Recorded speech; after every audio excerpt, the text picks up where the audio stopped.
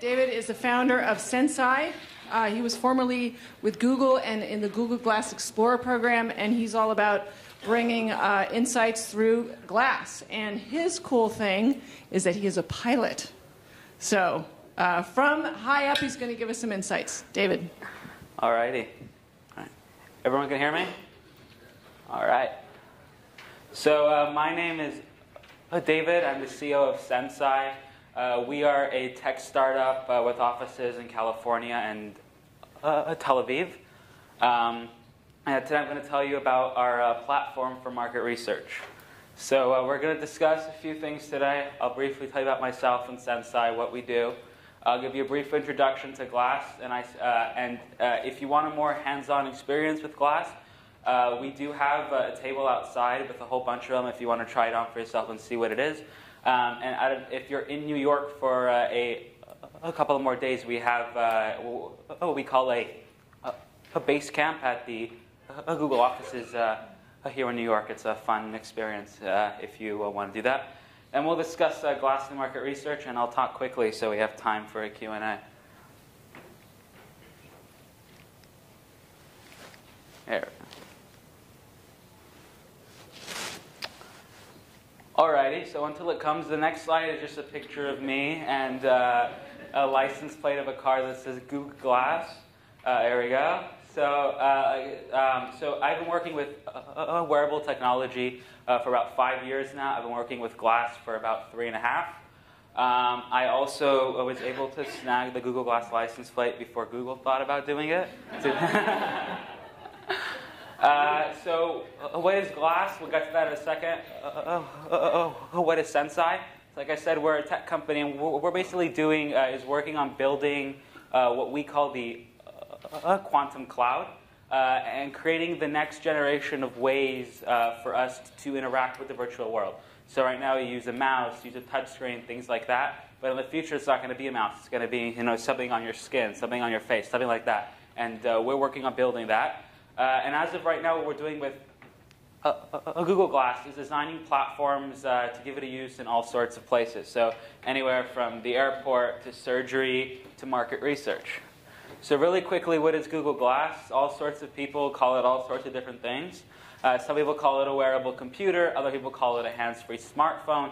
But what Google Glass is ultimately about is technology when you need it. We all love what technology does for us, but it's a bummer when it gets in the way of our everyday life.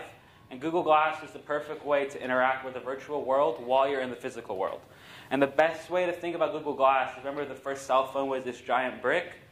Glass is that, but for the wearable space. So it's not perfect, but it's pretty good. So really quickly, how does it work? It has all the functionality that you would find in a smartphone.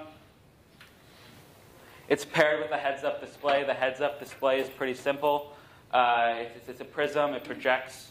You see it. So it has everything you'd find in a modern smartphone on the right side. It could be. We are working on the left side as well, and it's scalable. It can be attached to all sorts of different accessories and frames. As well, if it wasn't incredibly light, no one would want to wear it. So physically, it weighs less than 95% of designer sunglasses, and virtually, it always has a transparent display so you can see what's on top of it. Market research with Google Glass. Like I said, what we're doing right now is working on building different platforms for Google Glass. And our business model is pretty simple. We pick an industry that we want to get involved in. We try to figure out what we think the largest problem in that industry is. And then we set a moonshot, as we say at Google, to go ahead and try and solve it. So the largest problem that we thought we found in market research is the conscious state of mind. So there's all these great methods of doing market research, focus groups, surveys, you can name any of them.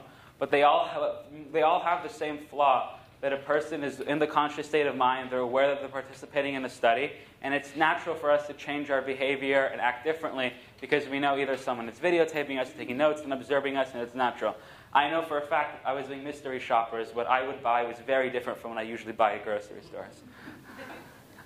So, as we know, the conscious state of mind is when we are aware of our surroundings, and we think the flaw of market research is the fact that all the methods are in that state of mind.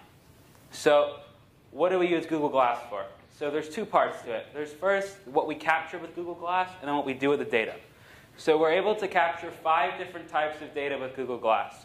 We have a camera that very simply shows us the entire line of sight of the consumer. And we have a camera and a few sensors that are facing the eye. This is the stock version of Google Glass that anyone can go buy right now. We don't modify the hardware. It's just the software that's modified. First of all, we can do traditional eye tracking with the camera that's facing the eye, very similar to what you would find at Tobii. The one main difference is this is $1,500. Tobii is much, much more, I've heard. And then we can do retina tracking, and we can do pupil tracking, the dilation of the eye. But the main thing that we're able to do that we haven't seen anyone else be able to do, and it's been researched for about 22 years, several papers have been published, and it was validated about 10 years ago, is through the sensors we are able to measure the vibrations and movement of the eye, and we found a direct link between the vibrations of the eye to the hypothalamus in the brain. And the two things that the hypothalamus controls that is very important for market research is the emotions and the glands that release hormones in the body. So based off of the vibrations, we're able to tell between 10 to 27 emotions that the person is feeling, everywhere from happy and sad to more complicated emotions, as well as figure out what hormones are being released by the body.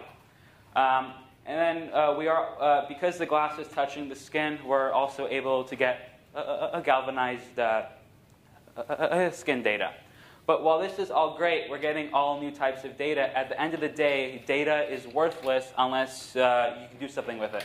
So that's the second step of what we do. We've built a state-of-the-art artificial intelligence system. It runs on the same servers that run Google.com, so it never goes down. It's incredibly powerful. And I don't want to get too technical, but so as of right now, it's running on traditional servers. We are working on building a version right now that runs on a D-Wave, which is a quantum computer, so it makes it infinitely faster. So what does the artificial intelligence do? It analyzes all this data in real time, and it tells you 4 basic things. It tells you what the person is doing, it tells you how the person is doing it, it tells you why the person is doing it, and what they felt while doing it. And the way it shows this is really simple. It'll show you the video of whatever the person is saying, and you can either look at this later on, or you can, or it is sending it live, so you can be logged into a dashboard live and watch 25 people that are in the store at what's going on, and it will display the eye tracking information directly on top of the video, and it will show you all the metrics of what's going on. So it'll show you literally a bar graph of the emotions, the levels of each one. But beyond that, it also tags it and it tells you what's going on in the shopper's experience that is causing them to feel that emotion. And this works best in a real store and not in a lab. So for example, if they're shopping for paper towels and they're holding 2 in their hand and they pick one over another, we're able to tell you why they picked one and not the other. We can tell you it's because of the price, or we can tell you it's because the packaging was more exciting, things like that. And because we're measuring the brain activity, we're also able to tell you that we can also figure out if that's just the brand the person always buys and that's why they picked it. It even goes so far that if they have something in their cart and they go to check out and right before they check out, they take it out, we can tell you why they took it out. And you can, like I said, give you this all in a dashboard. Or the other thing that we also automatically do is within 30 minutes of the last participant being finished, the artificial intelligence will automatically write a market research report for you between 25 and 75 pages, depending on the number of participants. And for those of you that don't believe it, please send me an email when this is over. I'll send you the example ones that from previous pilot projects that we've done. What it does is the dashboard will ask you, what was the objective of the study? What did you want to find out? And it will then generate this report, and it'll tell you, okay, you wanted to find this out, this happened, this happened, this happened, but it's because you're making this mistake and change this in the store, and then you'll get the outcome that you want. And it will do it in perfect plain English. And the way that we're testing this right now is we will give all the raw data to a team of psychologists and a team of market researchers, and we'll say, write us a report. And we'll compare it with the report that the artificial intelligence is creating, and they're about 96% the same. There's a few things that the artificial intelligence missed that the humans got, a few things the humans got that the artificial intelligence missed. But for stuff like this, we have to use computers because, one, it's faster, and number two, because when you're analyzing emotion to such a high level and analyzing other type of data, it's too much and takes too long for a human to do it. Yeah, and like I said, there's a few different uses for this. Retail market research is the most obvious, but it can really be used in any type of environment where a person has to look at something, which is anything.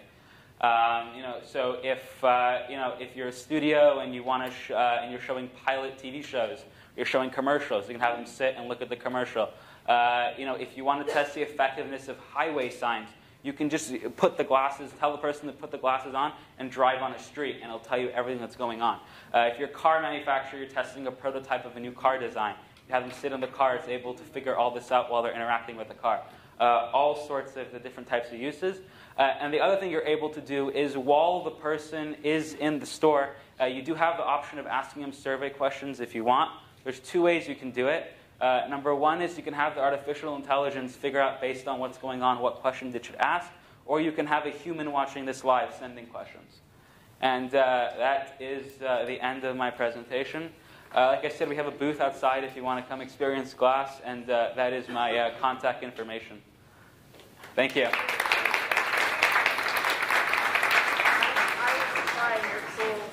Glass, for sure. Any questions for David and his glass? Yes. Yes. You list 4 things that the glass can tell us. And I understand the what, the how, the why, and then what they felt while they were doing it. And I'm not sure I understand the why piece. Because all day long I've been hearing that the traditional methods are being used to try to get at the why behind a lot of the biometrics, and that's why this merging works so well. And I was just wondering if you could talk a little bit more about how you're getting at the why they picked if they had 2 towels. I don't know how you're getting at the why. Let me repeat that question. It's about how does David get at the why? Yeah, so obviously our engineers can explain it much better. But so what we do is when you first start, you'll wear the glass for about 2 minutes, and it does a baseline, figures out exactly what's going on, both on the emotional and the brain activity. And then, so when the person, I don't want to say, it's not reading your mind in any way, but when the person is holding the 2 products and comparing it, it is able to figure out pretty much at the activity level what's going on in their mind. So what are they feeling? And not what they're thinking, but what type of thoughts they're thinking. So, and also, because we know exactly what they're looking at, and it's all synchronized with the data, the artificial intelligence is able to make a guess as to why they're doing it. But it is AI, so it learns.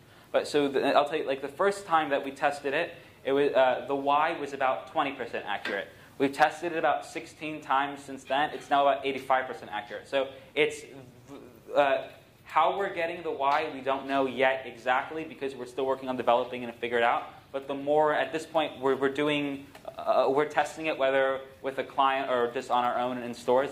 We're testing it on it multiple times a day so we can get that why to 100% accurate and figure out exactly the science behind it. But I'll be more than happy to put you in touch with the engineer behind it.